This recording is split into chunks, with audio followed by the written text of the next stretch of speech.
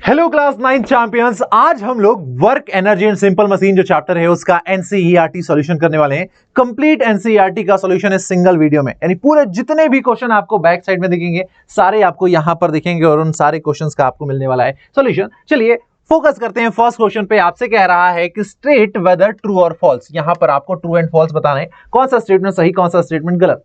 पहला कह रहा है कि work is said to be done when a force is applied even if the object does not move.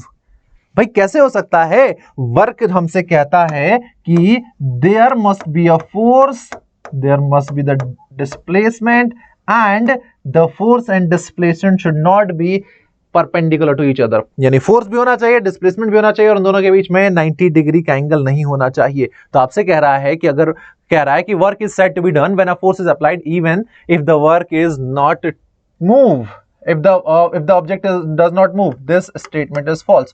Object must move, then only we can say that work is done. पहला false हो गया। Lifting a bucket vertically upward result in the positive work done on the bucket. What we are doing, हम उस पर ऊपर की तरफ force लगा रहे हैं, डिस्प्लेसमेंट भी ऊपर हो रहा है। यानी जिधर की तरफ उस पर फोर्स लग रहा है डिस्प्लेसमेंट भी बकेट का ऊपर हो रहा है, यानी force and displacement is in the same direction. That's why the work done in lifting a bucket will be a positive. So it's a true. Next, the SI unit for both work and energy is joule. Yes, SI unit for both work and energy is joule, and it's a true statement. A motionless stretched rubber band has kinetic energy. Motionless यानी एक rubber band है जिसको हमने stretch किया हुआ है और उसमें कोई मोशन नहीं हो रहा है। अगर मोशन नहीं हो रहा है तो उसके पास काइनेटिक एनर्जी नहीं होगी, जबकि उसको स्ट्रेच किया तो उसके पास सिर्फ पोटेंशियल एनर्जी होगी। So a motionless stretched rubber band has kinetic energy. False, this motionless stretched rubber should have a potential energy. Energy can change from one form to another. Yes, energy को हम एक form से दूसरे form में बदल सकते हैं। Energy को एक फॉर्म से दूसरे फॉर्म में बदल सकते हैं। तो पहला फॉल्स, दूसरा ट्रू, फिर false and then true. Coming to the next question, that is fill in the blanks. Work done, work done क्या होगा? वर्क डन होगा force into displacement in the direction of force. Work done equals to force into displacement in the direction of force. दूसरा, 1 joule of work is done when a force of 1 Newton displace an object by 1 meter in the direction of force. तीसरा, the expression for kinetic energy of body of mass m and velocity v is 1/2 mv square. The potential energy of an object of mass m at a small height h from the earth's surface is mgh. Next, power is defined as the rate at which work is done. तो ये हो गए हमारे fill in the blanks, इन्हें कर लिया हमने। I hope कि आप सभी लोगों ने ये fill in the blanks and true or false तो अभी तक कर लिए होंगे। Now अब आते हैं नेक्स्ट क्वेश्चन पे, जो कि है हमारा when a ball throw upward reaches its highest point, tick which of the following statement are correct. तो पहला, जब हम एक बॉल को ऊपर की तरफ फेंक रहे हैं अपवर्ड डायरेक्शन में और वो जब अपने हाईएस्ट पॉइंट पर पहुंचता है तो इनमें से कौन सा स्टेटमेंट करेक्ट होगा? The force acting on the ball is zero. जो फोर्स लग रहा है उस बॉल पर जीरो हो जाएगा। The acceleration of the ball is zero. It's kinetic energy is zero. The potential energy is maximum. तो देखो, सबसे पहली बात, जब वो हमारा बॉल जब अपने हाईएस्ट पॉइंट पर जा रहा है तो क्या वहां पर फोर्स जीरो है? नहीं, उस पर फोर्स लग रहा है ग्रेविटी डाउनवर्ड डायरेक्शन में। So the force acting on the ball is zero. No, not zero. Force is acting on the ball in the downward direction, gravitational force, जो कि जीरो नहीं होगा। The acceleration of the ball is zero नहीं, उसके पास acceleration होगा, तभी तो वो बॉल हाईएस्ट पॉइंट पर जाने के बाद अब रिटर्न बैक आएगा। It's kinetic energy is zero. Yes, highest point पर अब बॉल जो है और ऊपर नहीं जा रहा है, इसका मतलब उसकी वेलोसिटी वहां पर जीरो हो चुकी है और वेलोसिटी अगर जीरो होगी तो काइनेटिक एनर्जी जीरो हो जाएगा। It's potential energy is maximum. Yes, highest point पर पोटेंशियल एनर्जी मैक्सिमम होगी। तो ये दो सही, ऊपर के दो गलत। अगला, for each of the following situation identify the energy transformation that takes place. तो पहला, यहां पर कुछ घटनाएं हो रही हैं और आपको बताना है कि एनर्जी किस फॉर्म से किस फॉर्म में कन्वर्ट हो रही है। तो पहला, अ ट्रक मूविंग अप हिल। तो पहले वाले में जो ट्रक ऊपर जा रहा है तो ट्रक की जो काइनेटिक एनर्जी है वो कन्वर्ट हो रही है ग्रेविटेशनल पोटेंशियल एनर्जी में। क्योंकि ऑब्जेक्ट ऊपर चढ़ रहा है पहाड़ी पे, तो उसकी ग्राउंड से हाइट बढ़ रही है, उसके अंदर पोटेंशियल एनर्जी स्टोर होता जाएगा। दूसरा आपसे कह रहा है unwinding of a watch spring. Unwinding of a watch spring यानी जब वो वाइंड है तो उसके पास मैकेनिकल एनर्जी है, उसके पास इलास्टिक पोटेंशियल एनर्जी है,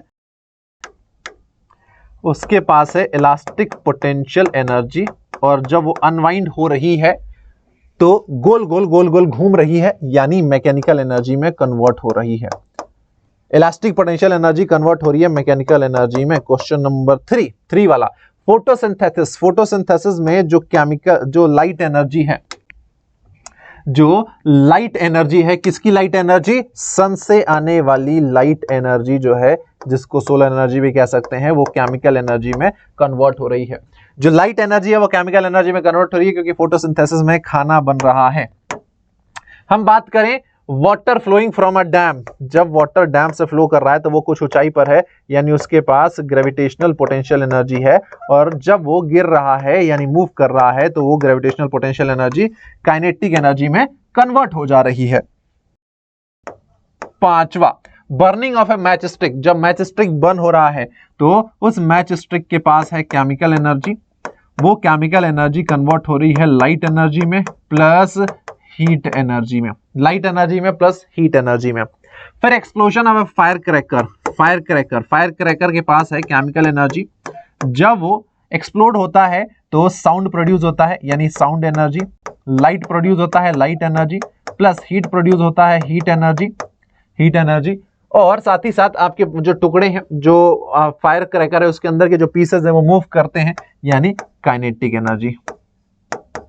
तो एनर्जी इतने फॉर्म में चेंज होती है। Now coming to the seventh में आपसे कह रहा है कि जो स्पीकिंग इनटू अ माइक्रोफोन, आप जब बोल रहे हैं तो वो किस में कन्वर्ट हो रहा है? तो जो आप बोल रहे हैं वो है साउंड एनर्जी। साउंड एनर्जी किस में कन्वर्ट हो रही है? इलेक्ट्रिक एनर्जी में, इलेक्ट्रिकल एनर्जी में कन्वर्ट हो रही है। जो माइक्रोफोन से जो आप बोल रहे हैं माइक्रोफोन उसको कैच कर रहा है, साउंड एनर्जी इलेक्ट्रिकल एनर्जी में कन्वर्ट हो रही है। Then coming to the next uh glowing electric bulb. Electric bulb में क्या हो रहा है? जो इलेक्ट्रिक एनर्जी है वो इलेक्ट्रिक एनर्जी कन्वर्ट हो रही है लाइट एनर्जी में, हीट एनर्जी में, लाइट एनर्जी और हीट एनर्जी में कन्वर्ट हो रही है। सोलर पैनल में क्या हो रहा है? तो सोलर पैनल में दोस्त जो आपका सोलर एनर्जी है वो कन्वर्ट हो रहा है इलेक्ट्रिकल एनर्जी में, सोलर एनर्जी कन्वर्ट हो रहा है इलेक्ट्रिकल एनर्जी में। तो यहां पर एक फॉर्म ऑफ एनर्जी दूसरे फॉर्म ऑफ एनर्जी में कन्वर्ट हो रहा है, because we know from the law of conservation of energy that energy neither be created not be destroy, we just convert one form of energy into another, and that's what we are doing here. Coming to the next question, अगले सवाल पर चलते हैं। अगला सवाल आपसे क्या कहता है? तो अगला सवाल आपसे कह रहा है दोस्त, a student is slowly lifted straight up an elevator from the ground level to the top floor of a building. Later, the same student climbs the staircase all the way to the top, given that the height of the building is 72.5 meter. Acceleration due to gravity is 10 meter per second square and student's mass is 50 kg. तो सबसे पहले एक student जो है slowly lift हो रहा है straight up in an elevator, यानी एक लिफ्ट में एक बच्चा खड़ा हो जाता है। वो लिफ्ट जो है ऊपर जाती है ग्राउंड फ्लोर से top floor of the building तक। फिर बाद में वही बच्चा ग्राउंड फ्लोर से टॉप फ्लोर पर जाता है सीढ़ियों से चढ़ते हुए। दिया हुआ है कि जो बिल्डिंग है उसकी हाइट है 72.5 metre, acceleration due to gravity 10 metre पर सेकेंड है, और स्टूडेंट का मास है 50 kg। सो फाइंड द, पहला पूछ रहा है आपसे, find the gain in potential energy if the student is lifted straight up to the top। potential energy कितना गेन करेगा? तो potential energy कितना गेन करेगा सीधे फाइंड कर सकते हैं हम mgh से। यहां पर m हो गया उस स्टूडेंट का मास जो कि है 50, g हो गया है 10 और h हो गया है 72.5। जब हम इस 10 का मल्टीप्लाई कर देंगे तो ये हो जाएगा 725 इंटू 50, ये जीरो मैंने यहां पर दे दिया, तो 72.5 जो है 725 हो गया। 5 का मल्टीप्लाई कर देंगे तो 5 इंटू 5 25, कैरी आया 2, 5 2 जा 10 और 2 12, कैरी आया 1, 5 7 35 पर 1 36 और एक zero.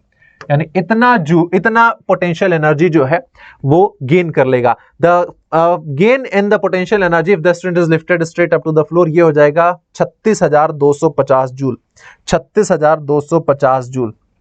Now find the gain in the potential energy when the student climbs the staircase to the same top. अगर भाई सेम हाइट तक जा रहा है, हाइट ग्राउंड से सेम है, तो पोटेंशियल एनर्जी भी सेम ही होगी, क्योंकि पोटेंशियल एनर्जी हाइट पर ही डिपेंड कर रही है, मास पर, एक्सटेंशन ड्यू टू ग्रेविटी पर, दोनों केसेस में सारी वैल्यू सेम है। तो जो पोटेंशियल एनर्जी में गेन है वो इस कंडीशन में भी सेम उतना ही होगा, 36,250 जूल। अगला, what do you conclude about the dependence of the potential energy on the path taken? So the potential energy of a particle depends on distance between initial and final point, यानी वो path independent होता है, path independent होता है, path पर depend नहीं करता है कि कौन सा path आपने फॉलो किया है, path independent होता है, पाथ पर डिपेंड नहीं करता है कौन सा पाथ आपने फॉलो किया है, वो सिर्फ डिपेंड करता है इनिशियल एंड फाइनल पॉइंट के डिस्टेंस पर। वो डिपेंड करता है कि जो इनिशियल पॉइंट है एंड जो फाइनल पॉइंट है, वो डिपेंड करता है कि जो इनिशियल पॉइंट है एंड जो फाइनल पॉइंट है उनके बीच का डिस्टेंस कितना है, initial point and final point के बीच का डिस्टेंस कितना है, सिर्फ उस फैक्टर पर डिपेंड करता है आपका पोटेंशियल एनर्जी। ये कौन सा पाथ आप फॉलो कर रहे हैं उस पर डिपेंड नहीं करता है। Coming to the next question यहां पर दोस्त क्या कह रहा है हमसे, तो next question is sing a crane lift a mass m to the 10th floor of the building in the certain time. It then rises the same mass to the 12th floor of the same building in double the time. How much more energy and power are required? Assume the height of the all floor is equal.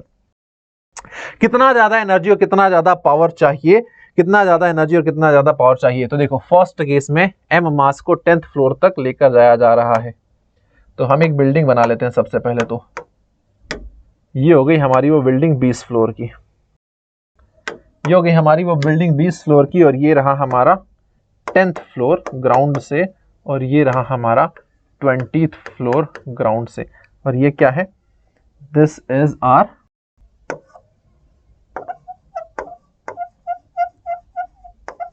Ground, this is our ground. Object का mass m है, जब हम उसको 10th floor तक लेकर जा रहे हैं, ये रहा ऑब्जेक्ट का मास m, जब उसको हम 10th फ्लोर तक लेकर जा रहे हैं, तो जो उसको एनर्जी चाहिए 10th फ्लोर तक जाने के लिए वो चाहिए mgh, वो चाहिए mgh। ओके, उसके बाद हम क्या कर रहे हैं, then it raises the same mass to the 20th floor of the same building in double the time. Uh जो है वो कहां तक चला जा रहा है, वो चला जा रहा है 20th फ्लोर तक। तो 20th फ्लोर तक जो आपका हाइट है, मास तो सेम ही होगा, g सेम होगा, और अगर ये वाली हाइट है 10th फ्लोर तक, हाइट अगर h है, 10th फ्लोर तक अगर हाइट h है, तो 20th फ्लोर तक जो है एनर्जी सीधे डबल हो जाएगी, 2h हो जाएगा, जस्ट डबल हो जाएगा। यानी अगर 10th फ्लोर तक जा रहा है तो उसको एनर्जी mgh चाहिए, और 20th फ्लोर तक जा रहा है तो एनर्जी जस्ट डबल हो जाएगा, डबल एनर्जी चाहिए, है ना। तो 10th से 20th फ्लोर अगर जाना है बच्चे को, तो एनर्जी जो है डबल चाहिए, डबल एनर्जी चाहिए। नाउ पावर भी पूछा है कि पावर कितना चाहिए, तो पहले जो है, पहले आपसे ये कह रहा था कि पहले पावर जो है, पावर कितना हो जाएगा, पावर हो जाएगा E10/T। तो पहले उस बच्चे को एनर्जी चाहिए थे mgh और टाइम लग रहा था t, तो इनिशियल केस में P1 जो है mgh/t लग रहा था, इतना पावर कंजम्पशन की रिक्वायरमेंट थी। नाउ सेकंड केस में क्या हो रहा है कि अब बच्चा जो है डबल वर्क कर रहा है और टाइम भी दुगना ले रहा है, टाइम भी दुगना ले रहा है। तो न P2 जब हम निकालेंगे तो वो हो जाएगा E20/2t, E20 हो जाएगा आपका 2mgh/2t, ये 2 से 2 कैंसिल, और यहां से जो P2 हमारा आया, P2 आ गया mgh/t। क्या कंक्लूजन निकला कि P1 जो है वो बराबर P2 के है, मतलब दोनों ही केसेस में जो पावर रिक्वायर्ड है क्रेन की, पावर तो सेम होगी, यानी the power required by the crane is same, but the energy required in second case is twice that of first case. Second case में जो एनर्जी चाहिए फर्स्ट केस से just double चाहिए, और जो पावर है वो दोनों ही केसेस में सेम चाहिए। तो ये हो जाएगा आंसर इस क्वेश्चन का। आगे बढ़ते हैं नेक्स्ट क्वेश्चन पर। अगला क्वेश्चन हमसे कहता है, next question is saying which factor determine the energy required to raise a flag from the ground to the top of the tall flag pole using a pulley? कौन सा factor determine करेगा कितनी energy चाहिए? तो वो factor जो कि determine करेगा कितनी एनर्जी चाहिए, वो फैक्टर होगा उस फ्लैग का mass, acceleration due to gravity and the height of the pole from the ground. तो तीन फैक्टर्स हैं जो कि एनर्जी रिक्वायरमेंट को क्या करेंगे, एनर्जी रिक्वायरमेंट को डिटरमाइन करेंगे। M mass, acceleration due to gravity, mass acceleration due to gravity and height, height यानी height from the ground, height from ground. इन फैक्टर्स पर हमारा डिपेंड करेगा एनर्जी के, कितना एनर्जी चाहिए फ्लैग को नीचे से ऊपर ले जाने में। फिर कह रहा है कि does rising the flag slowly और quickly change the amount of work done? नहीं, जो वर्क डन है वो टाइम पर डिपेंड नहीं करता है। वर्क डन जो है वो टाइम डिपेंडेंट नहीं होता है, इट्स नॉट टाइम डिपेंडेंट। सो आप फ्लैग को स्लोली ऊपर लेकर जा रहे हैं या आप उसको लेकर जा रहे हैं क्विकली, जो वर्क डन है वो सेम होगा। यानी work done is same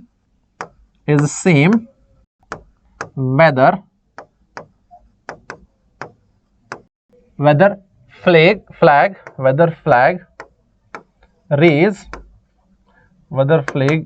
flag raising slowly और क्विकली, स्लोली और क्विकली। आप स्लो लेकर जाएं या फिर आप लेकर फास्ट जाएं, जो वर्क डन है वो आपका सेम होगा। Work done will be same. Now if the speed at which the flag is raised is double, how does the power requirement change? Power requirement कैसे चेंज हो जाएगा अगर स्पीड डबल कर दिया जाए? तो पावर जो होता है वो होता है वर्क अपॉन टाइम। वर्क को हम लिखते हैं force into displacement upon time, and displacement upon time क्या होता है? वेलोसिटी होता है। तो पावर हो जाएगा फोर्स इनटू वेलोसिटी। अब देखो फोर्स मतलब m इंटू जी, m इंटू जी तो आपका बराबर आएगा ना मास, तो बराबर है फ्लैग का। तो अगर आपका f कांस्टेंट है यहाँ पर, फोर्स तो सेम रहेगा, तो f कांस्टेंट है तो पावर जो है वो डायरेक्टली प्रोपोर्शनल हो जाएगा स्पीड के। और अगर हम जो फ्लैग है उसको लेकर जा रहे हैं डबल स्पीड से, तो power requirement will be double. So if the speed at which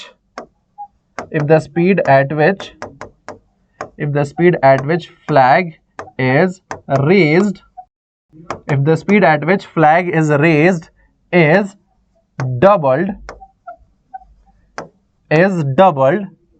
the power requirement will also become twice. The power requirement also becomes double. अगर आप वेलोसिटी डबल कर दे रहे हो तो जो पावर रिक्वायरमेंट है वो भी डबल हो जाएगा फ्रॉम दिस फॉर्मूला। बढ़िया, क्लियर, समझ में आ गया? चलो coming to the next question, question number 8। Question number 8 हमसे कह रहा है a man of mass 60 kg, a man of mass 60 kg ride a scooter of mass 100 kg. He accelerates the scooter to a velocity v. The next day, his son with a mass of 40 kg join him as a passenger. If the scooter reaches the same speed on the both day in the same time interval, what is the ratio of fuel to the tank used on the 2 days? Assume that the energy transfer to the scooter happen entirely due to the fuel and no other losses occur due to the air resistance. तो भाई देखो पहले दिन क्या हो रहा है, day 1 and day 2। Day 1 day 2,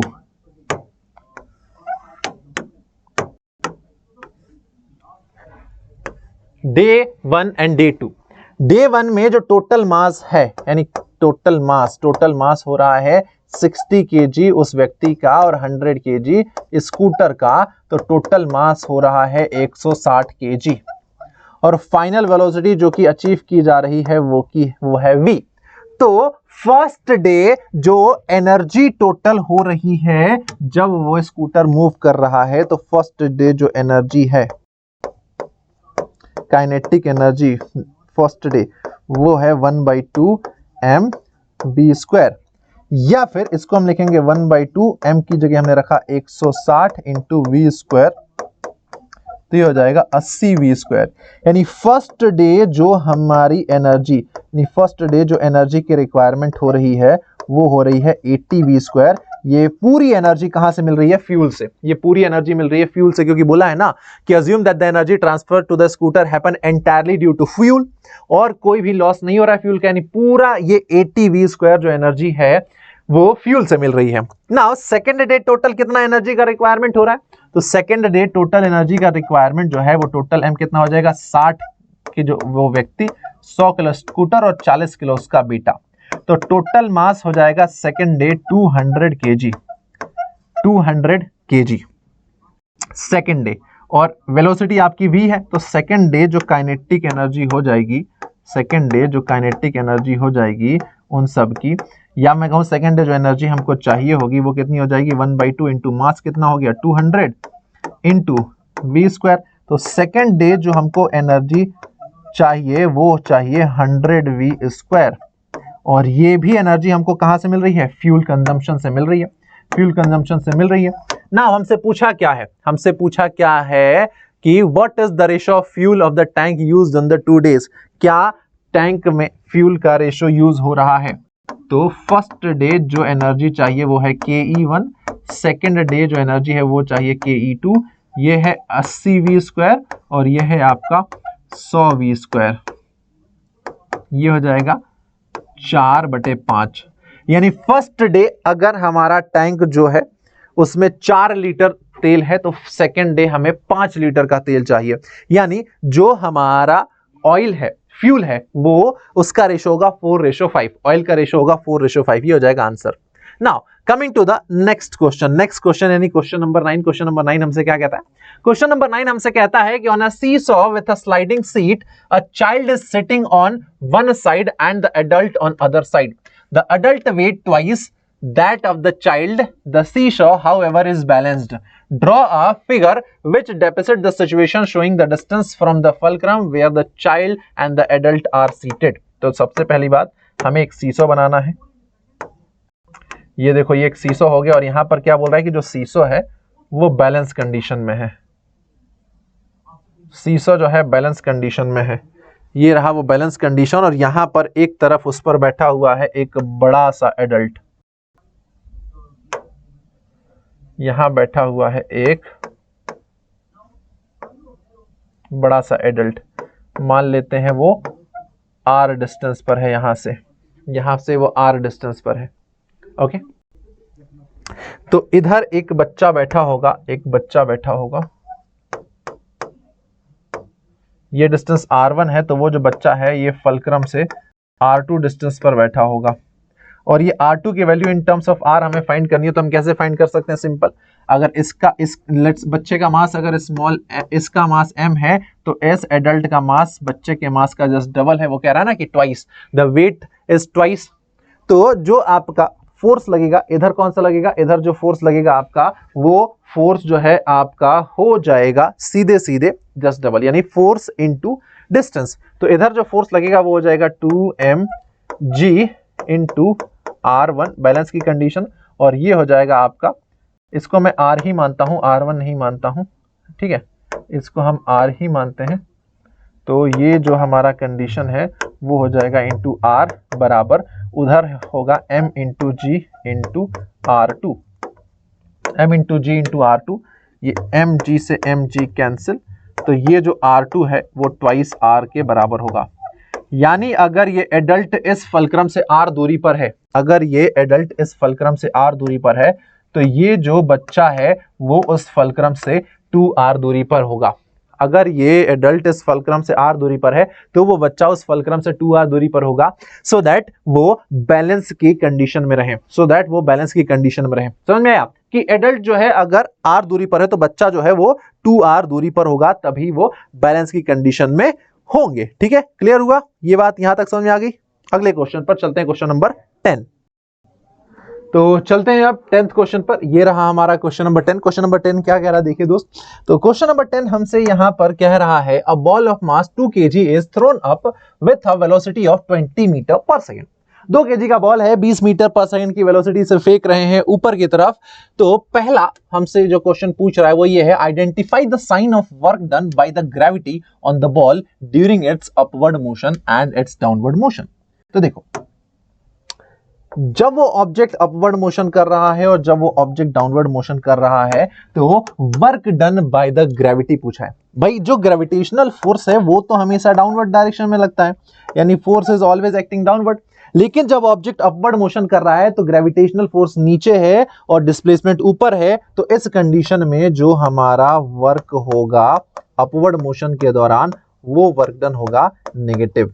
upward motion के दौरान वर्क डन नेगेटिव होगा क्योंकि जो फोर्स है वो ग्रेविटेशनल फोर्स नीचे लग रहा है और डिस्प्लेसमेंट ऊपर है, तो दोनों के बीच में एंगल है 180 डिग्री। लेकिन जब हमारा ऑब्जेक्ट डाउनवर्ड मोशन कर रहा है उस कंडीशन में जब हम वर्क डन देखेंगे तो भाई फोर्स भी नीचे लग रहा है और डिस्प्लेसमेंट भी नीचे हो रहा है, दोनों का डायरेक्शन सेम है, मतलब वर्क डन हमारा पॉजिटिव होगा। तो फर्स्ट वाले का आंसर ये हो गया। Now coming to the second part जो कि कह रहा है if the ball reaches a height of 19.4 meter how much work was done by the air resistance। अगर जो हमारा बॉल है वो 19.4 मीटर की ऊंचाई पर जाती है तो कितना वर्क डन हो रहा होगा। अब देखिए भाई, वर्क एनर्जी थ्योरम से अगर हम बात करें, वर्क एनर्जी थ्योरम से बात करें तो ये रही हमारी बॉल जिसका मास कितना है, जिसको हम ऊपर फेंक रहे हैं। ये बॉल जिसका मास हमको दे रखा है 2 kg, जिसका मास है हमारे पास 2 kg और इसको हम जब ऊपर फेंक रहे हैं तो 20 मीटर पर सेकंड की वेलोसिटी से फेंक रहे हैं। 20 मीटर पर सेकंड की वेलोसिटी से फेंक रहे हैं। तो इस बॉल के पास जो टोटल एनर्जी है, टोटल मैकेनिकल एनर्जी जो है, मैकेनिकल एनर्जी क्या होता है, मैकेनिकल एनर्जी होता है sum of kinetic plus potential energy, वो टोटल मैकेनिकल एनर्जी होता है। तो इसके पास जो टोटल मैकेनिकल एनर्जी है वो कितना हो जाएगा, इस पॉइंट पर पोटेंशियल तो जीरो है क्योंकि वो ग्राउंड पर है, तो जो मैकेनिकल एनर्जी है वो काइनेटिक एनर्जी के बराबर हो जाएगा, यानी 1/2 mv²। अगर हम देखें तो ये हो जाएगा 1/2, यहां पर m कितना है, मास है 2 kg एंड वेलोसिटी है 20 का स्क्वायर हो जाएगा, ये 2 से 2 कैंसिल। तो जब हमने बॉल को ऊपर फेंका तो इसके पास जो टोटल एनर्जी थी वो था 400 जूल। 400 जूल हमने एनर्जी दिया बॉल को। जब हमने उसको ग्राउंड से फेंका तो हमने उसको 400 जूल एनर्जी दिया और उसकी वजह से जो बॉल है वो 19.4 मीटर की हाइट तक ही रीच कर पा रही है, यानी उसके पास पोटेंशियल एनर्जी कितना हो रहा है, जब वो अपने हाईएस्ट पॉइंट पर पहुंच रही है तो उसके पास पोटेंशियल एनर्जी हो रहा है mgh।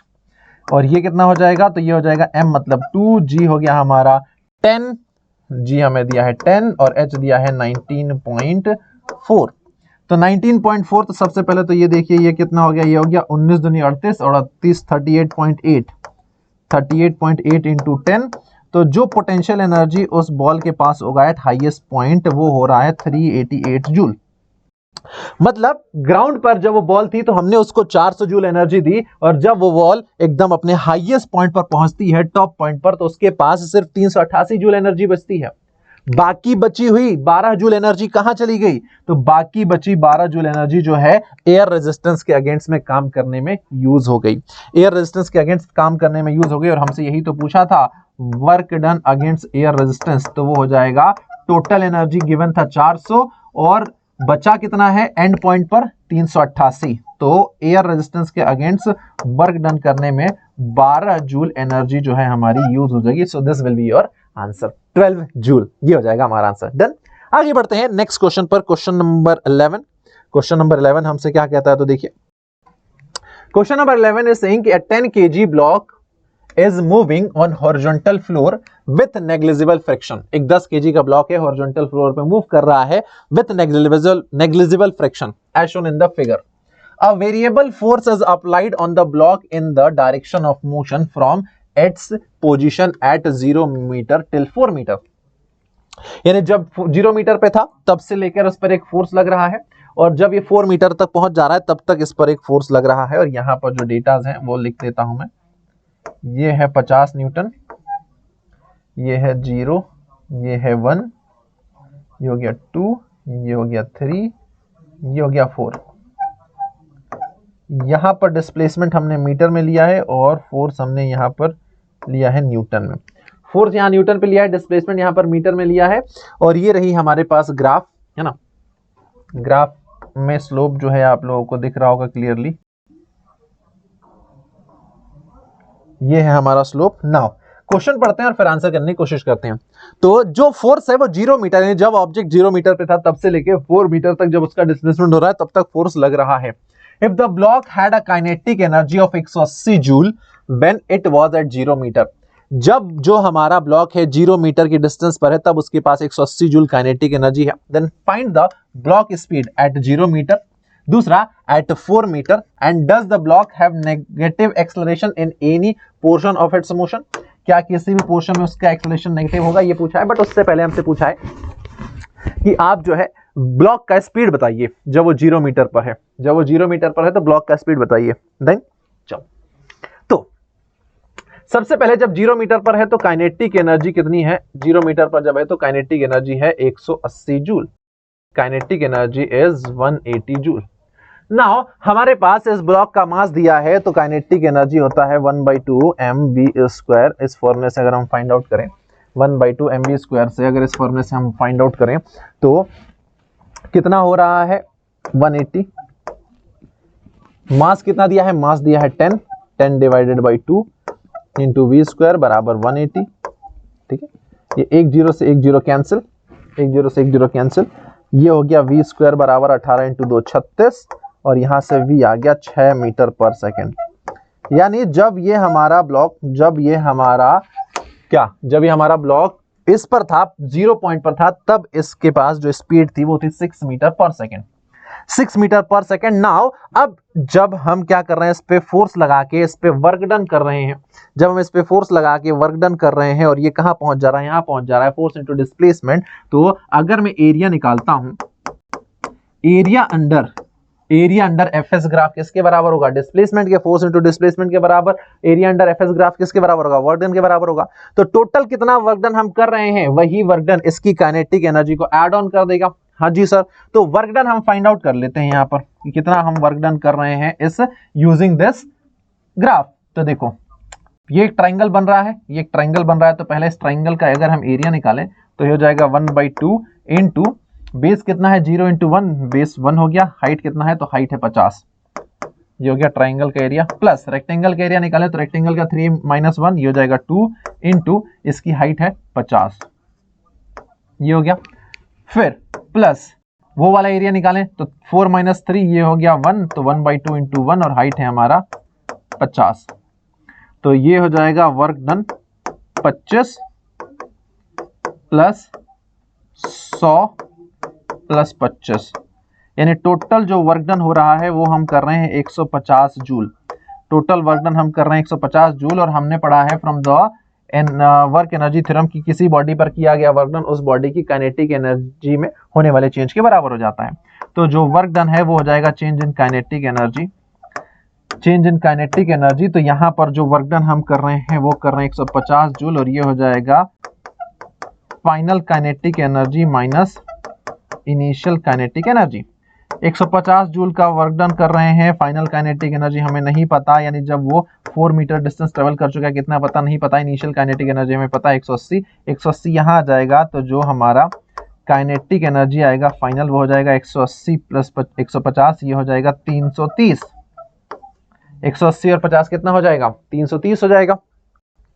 अब इस टाइम पर जो स्पीड है वो हम फाइंड आउट कर लेते हैं, तो 1/2 इंटू m का मतलब 10 इंटू v² यानी v2, ये आपका v1 है, ये हो जाएगा 330, ये देखो 330 से 1 0 से 1 0 कैंसिल, v2² जो है आपका आ गया 66, v2² 66 आ गया, और इसका अंडर रूट निकाल लो, यानी जब वो पॉइंट कहां पर होगा, जब वो पॉइंट आपके 4 मीटर पर होगा तो जो वेलोसिटी है वो अंडर रूट 66 मीटर पर सेकेंड होगी, अंडर रूट 66 मीटर पर सेकेंड होगी। ठीक है, अंडर रूट 66 मीटर पर सेकेंड होगी, सिंपल सी बात है। तो इस पॉइंट पर आपका स्पीड आ गया। तो 2 पॉइंट पर स्पीड बोला था, एक पॉइंट पर जब वो आपका पार्टिकल 0 डिस्प्लेसमेंट पर है तो उसकी स्पीड होगी 6 मीटर पर सेकेंड, और जब वो 4 मीटर की डिस्प्लेसमेंट पर है तो उसकी स्पीड हो जाएगी 66 मीटर पर सेकंड। इसके अलावा एक और चीज पूछा है कि क्या किसी दौरान, यानी does the block have negative acceleration in any portion of the motion, क्या कहीं पर ब्लॉक का जो एक्सेलरेशन है वो नेगेटिव हो सकता है। तो देखिए,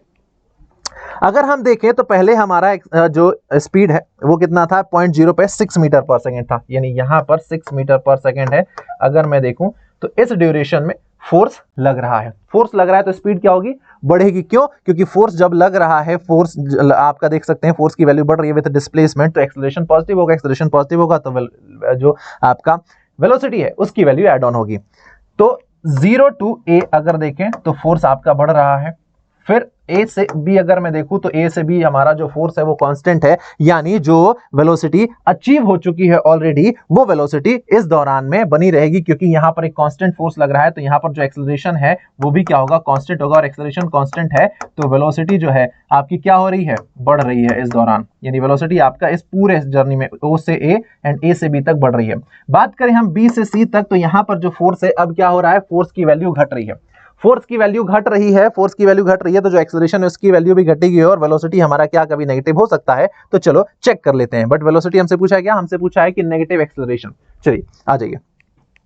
सबसे पहले जब आपने O पॉइंट पे देखा तो यहां पर आपकी वेलोसिटी 6 मीटर पर सेकंड थी। अब A पॉइंट पर अगर हम वेलोसिटी फाइंड आउट करना चाहें तो क्या हम A पॉइंट पर वेलोसिटी फाइंड आउट कर सकते हैं? बिल्कुल सर, फाइंड आउट कर सकते हैं। यानी 1 सेकंड में एक्सेलरेशन फोर्स कितना लग रहा है, 50 न्यूटन का लग रहा है, तो आप एक्सेलरेशन यहां पे फाइंड आउट कर लेंगे F बराबर ma से। F बराबर ma से एक्सेलरेशन आपने फाइंड आउट किया है, F बराबर ma से। बट वेट, आपसे तो सिंपल सी बात कह रहा है ना कि does the block have negative acceleration in any portion of its motion, क्या एक्सेलरेशन नेगेटिव होगा? तो सर एक्सेलरेशन अगर हम नेगेटिव की बात करें तो वो तब होता है जब फोर्स मोशन के अपोजिट डायरेक्शन में लगता है।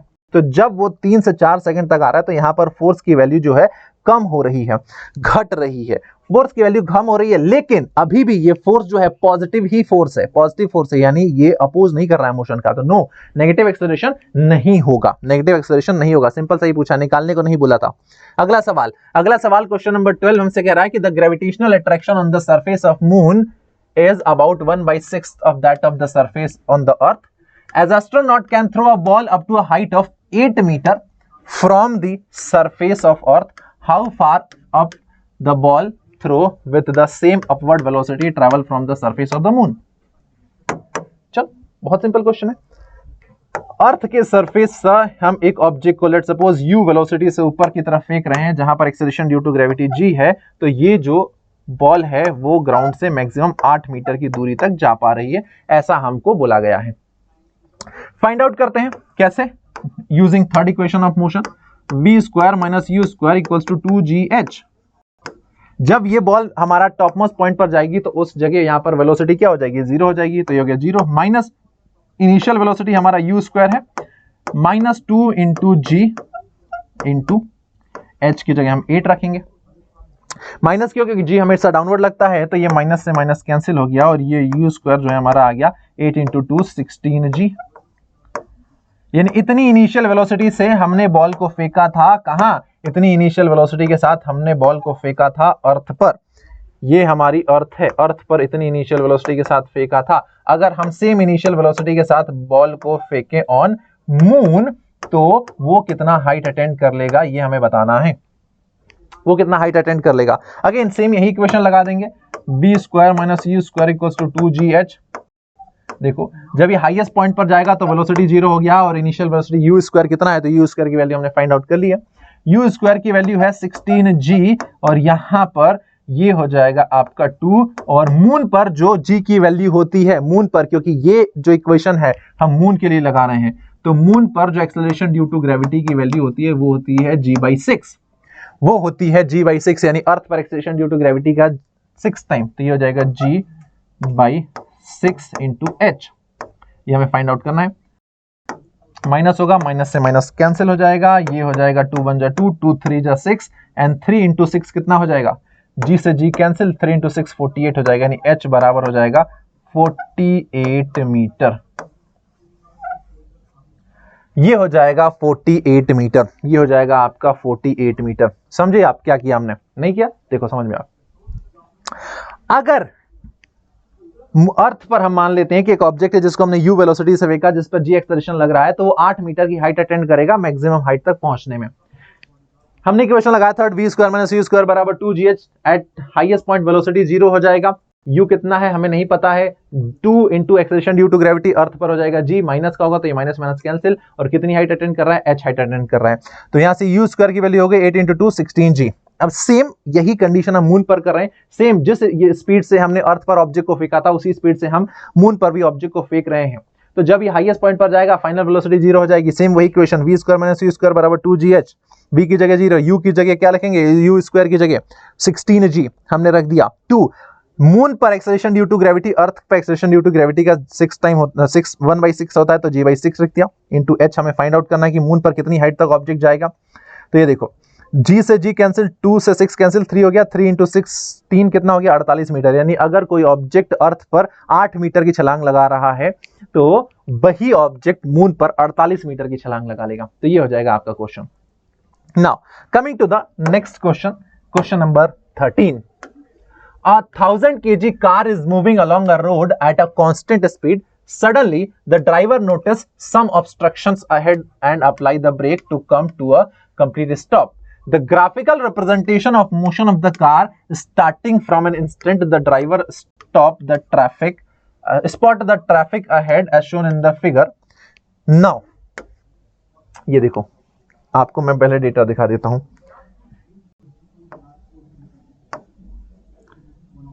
0 1 2 3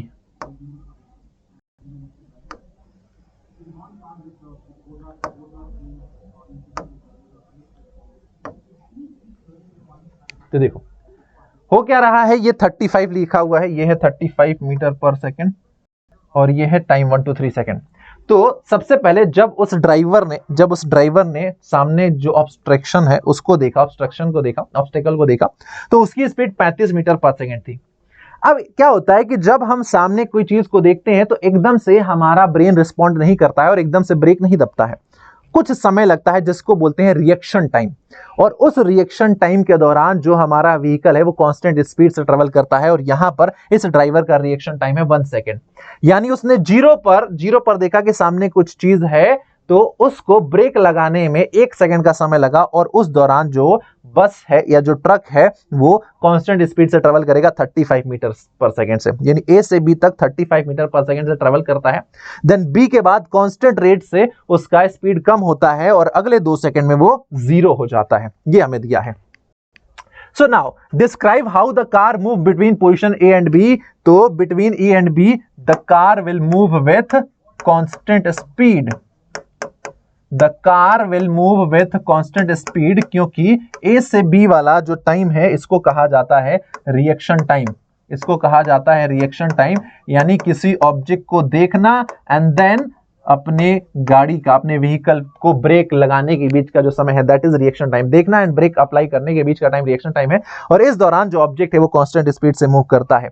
तो ए बी वाला जो पोर्शन है वो कहलाएगा हमारा constant speed. Now calculate the kinetic energy of car eight A point पर अगर कार की हम काइनेटिक एनर्जी कैलकुलेट करें तो काइनेटिक एनर्जी एट ए क्या हो जाएगा, देखिए kinetic energy at a 1/2 into M, mass कितना है कार का 1000 kg, इंटू पॉइंट ए पर उसकी वेलोसिटी कितनी है, तो पॉइंट ए पर उसकी वेलोसिटी स्पीड दी है 35, तो ये हो जाएगा 35 इंटू 35 500।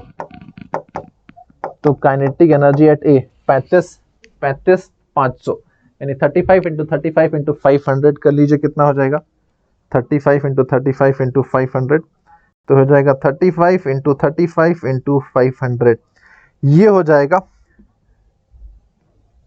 612,500 6,12,500 जूल। इतना काइनेटिक एनर्जी होगा उस कार का एट पॉइंट ए। नाउ coming to the next question, state the work done by the brakes in bringing the car to a half halt between B and C। यानी कितना work done करना पड़ा B और C के बीच में। तो यहां पर देखो state the work done by the brakes in bringing the car to a halt between B and C। B और C के बीच में कितना वर्क डन करना पड़ा ताकि वो जो कार है रुक गई। तो भाई जितना काइनेटिक एनर्जी A पर होगा उतना ही काइनेटिक एनर्जी B पर होगा, राइट। क्यों? क्योंकि बी पर भी तो उसका स्पीड सेम है ना, तो kinetic energy at A equals to kinetic energy at B, जो कि है 6,12,500। अब जो वर्क डन हम करेंगे वो काइनेटिक एनर्जी में चेंज के बराबर होगा, तो वर्क डन बराबर चेंज इन काइनेटिक एनर्जी, तो kinetic energy final minus kinetic energy initial. तो देखो फाइनल काइनेटिक एनर्जी कितनी है, तो फाइनल काइनेटिक एनर्जी है पॉइंट सी पर जो होगी वो, और इनिशियल काइनेटिक एनर्जी है वो जो कि पॉइंट बी पर होगी। तो देखो फाइनल काइनेटिक एनर्जी तो 0 हो जाएगी क्योंकि आपका कार रुक जा रहा है, और पॉइंट बी पर जो काइनेटिक एनर्जी है वो है 6,12,500 जूल। तो जो वर्क डन चाहिए पड़ेगा बी से सी के बीच में वो होगा माइनस का 6,12,500 जूल, यानी इतना नेगेटिव वर्क होगा। नेगेटिव वर्क मतलब ऑब्जेक्ट के मोशन के अपोजिट डायरेक्शन में, तभी वो जो कार है पॉइंट सी पर रुक जाएगी, तो इतना वर्क डन करना पड़ेगा। ठीक है, अगला question, what does the kinetic energy of the car transform into, जो आपका काइनेटिक एनर्जी है, what does the kinetic energy of the car transform into, जो कार का काइनेटिक एनर्जी है वो किस रूप में बदल रहा है। तो भाई आप ब्रेक्स अप्लाई कर रहे हैं, ब्रेक्स लगा रहे हैं, तो फ्रिक्शन है, और फ्रिक्शन की वजह से वो एनर्जी लॉस हो जा रही है, तो वो जो एनर्जी है वो कन्वर्ट हो जा रही है in the form of heat. Kinetic energy है in the form of heat convert हो जा रही है। ब्रेक्स, और ब्रेक का मतलब क्या है, टायर और रोड के बीच में फ्रिक्शन बढ़ेगा और स्पीड कम होगी, यानी फ्रिक्शन की वजह से एनर्जी का लॉस हो रहा है, और जो भी काइनेटिक एनर्जी है वो हीट एनर्जी में कन्वर्ट हो जा रही है। तो this will be the answer for this question. बहुत ही बढ़िया सा क्वेश्चन था। अगला question, question number 14, the potential energy displacement graph of A 0.5 kg ball moving along a frictionless track is shown at O, the velocity of the ball is 0 meter per second and the potential energy is 30 joule. Calculate the velocity of the ball at P, Q and R. तो देखो सबसे पहली बात, ये मैं आपको values दिखा देता हूं क्या क्या लिखा हुआ है। ये रहा 40, ये है 30, ये है 20, ये है 10, ये है 0, और यहां पर डिस्प्लेसमेंट जो है वो है मीटर में, और यहां पर पोटेंशियल एनर्जी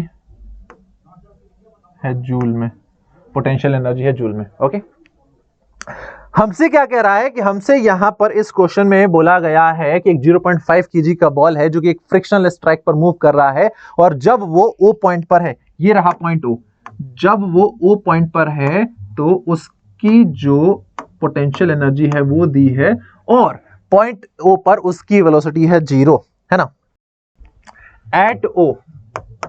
एट ओ उसका v है 0, v 0 है मतलब उसका काइनेटिक एनर्जी भी है 0, और जो p है पोटेंशियल एनर्जी वो कितना दिया है 30 जूल। यानी इस ऑब्जेक्ट के पास जो मैकेनिकल एनर्जी है वो कितनी है, वो हो जाएगी काइनेटिक प्लस पोटेंशियल, यानी इसके पास टोटल मैकेनिकल एनर्जी जो है एट पॉइंट ओ वो है आपका 30 जूल। सॉरी, तो टोटल मैकेनिकल एनर्जी इसके पास 30 जूल। अब ये इस तरीके से मूव कर रहा है, आपको बोल रहा है कि हम जो है इसकी वेलोसिटी कैलकुलेट करें at point P and Q and R. तो देखो टोटल मैकेनिकल एनर्जी हमेशा कांस्टेंट होता है, यानी इस ऑब्जेक्ट के मोशन के दौरान किसी भी पॉइंट पर आप मैकेनिकल एनर्जी देखो तो हमेशा कांस्टेंट होगा। इस ऑब्जेक्ट के मोशन के दौरान किसी भी पॉइंट पर अगर आप मैकेनिकल एनर्जी देखो तो वो हमेशा कांस्टेंट होगा, यानी जितना मैकेनिकल एनर्जी पॉइंट ओ पर है उतना पी पर होगा, उतना क्यू पर, उतना आर पर। तो देखो हम एट पॉइंट पी पर बात करें, एट पी पॉइंट पर मैकेनिकल एनर्जी कितना होगा दोस्त, तो पी पॉइंट पर जो मैकेनिकल एनर्जी है वो हो जाएगा आपका, पोटेंशियल कितना है पी पॉइंट पर, तो पोटेंशियल हो गया 20 plus 1/2 M V P square, 1/2 M V P square के बराबर हो जाएगा आपका काइनेटिक एनर्जी।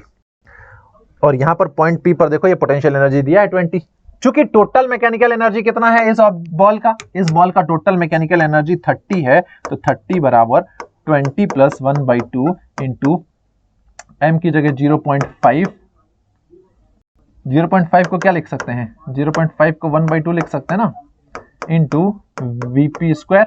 ये देखो 10 यहां आ जाएगा, तो 30 माइनस 10, 30 माइनस 20, 30 माइनस 20 बराबर वीपी स्क्वायर बाई 4, और ये हो जाएगा 10 बराबर वीपी स्क्वायर बाई 4 ये इधर चला गया तो Vp² जो है वो आ गया आपका 40, या फिर पॉइंट P पर जो वेलोसिटी है वो हो जाएगा √40 मीटर पर सेकेंड। पॉइंट P पर इसकी वेलोसिटी हो जाएगी √40 मीटर पर second. Now in a similar way जब वो पॉइंट Q पर जाता है, जब वो पॉइंट Q पर जाता है एट Q, तो देखो Q पर हम बात करें तो टोटल मैकेनिकल एनर्जी जो है वो किसके बराबर होगी, potential plus kinetic. Q point पर पोटेंशियल एनर्जी कितनी हो जाएगी, ये देखो Q पॉइंट पर पोटेंशियल एनर्जी 30 हो जाएगी, तो जो काइनेटिक एनर्जी है 1/2 mvq², ये कितना होगा, टोटल मैकेनिकल एनर्जी कितनी है, तो sir total mechanical energy 30 joule है, ये हमने पता कर लिया था, ये हो गया 30 + 1/2 mvq²। अब ये 0 हो गया, 1/2 mvq² 0 हो गया। अब भाई मास दिया है तो मास 0 हो नहीं सकता है, मतलब एट पॉइंट Q जो वेलोसिटी है वो 0 होगी, एट पॉइंट Q जो वेलोसिटी है वो 0 हो जाएगी। अब हम बात करें at point R, R point पर देखो, R पॉइंट पर अगर हम देखें तो टोटल मैकेनिकल एनर्जी जो है अगेन पोटेंशियल प्लस काइनेटिक के बराबर होगी। एट पॉइंट R जो पोटेंशियल एनर्जी है वो गया 40, काइनेटिक हो जाएगा 1/2 mvr²। टोटल मैकेनिकल एनर्जी 30 है, ये हो गया 40 + 1/2 mvr², ये आ जाएगा 1/2 m की जगह रख दिया 1/2 × vr², ये 30 - 40 माइनस का 10, और यहां से vr जो है वो आ गया आपका माइनस का 40। भाई टेक्निकली बात करें तो जो आपका काइनेटिक एनर्जी है वो नेगेटिव हो ही नहीं सकता है, काइनेटिक एनर्जी नेगेटिव हो ही नहीं सकता है। इसका मतलब ये है कि ball will not go two point R, यानी इस कंडीशन में जो हमारी बॉल है वो R पॉइंट तक जा ही नहीं सकती है, क्योंकि इसके पास टोटल ही 30 जूल का एनर्जी है, तो वो 30 जूल की एनर्जी से यहां पर पॉइंट P पर आ सकती है, मैक्सिमम Q पर जा सकती है, Q से ऊपर नहीं जा सकती है, Q से ऊपर वो नहीं जा सकती है। So technically point R is not possible, point R is not possible. अगला सवाल, and this is the last question. A coconut of mass 1.5 kg fall from the top of a coconut tree onto the wet sand on a beach. The height of the tree is 10 meter. On impact, the coconut come to rest by making a depression in the sand. बहुत ही simple है, मतलब कुल मिला के वो नीचे sand है, ऊपर से एक नारियल गिरता है तो वो सैंड में धंस जाएगा, और वो जो नारियल है 10 मीटर की ऊंचाई से, क्योंकि पेड़ जो है 10 मीटर ऊंचा है, तो 10 मीटर की ऊंचाई से गिर रहा है, 1.5 kg का नारियल है तो वो धंस जा रहा है। अब आपसे वही पूछ रहा है कि calculate the velocity of the coconut just before hitting the sand. Just before hitting the सैंड जो कोकोनट ट्री है उसकी स्पीड कितनी होगी, तो देखो v² - u² = 2gh। भाई फाइनल वेलोसिटी निकालनी है, इनिशियल तो 0 हो जाएगी ना, क्योंकि वो क्या हो रहा है, फॉल कर रहा है, ड्रॉप हो रहा है, उसको फेंका नहीं जा रहा है, वो ऊपर से गिर रहा है। अगर गिर रहा है तो इनिशियल वेलोसिटी 0 हो जाएगी। ये देखो माइनस का 2 × g हो गया 10, और h कितना हो गया, h भी हो गया आपका 10 मीटर, h हो गया आपका 10 मीटर, h हो गया आपका 10 मीटर,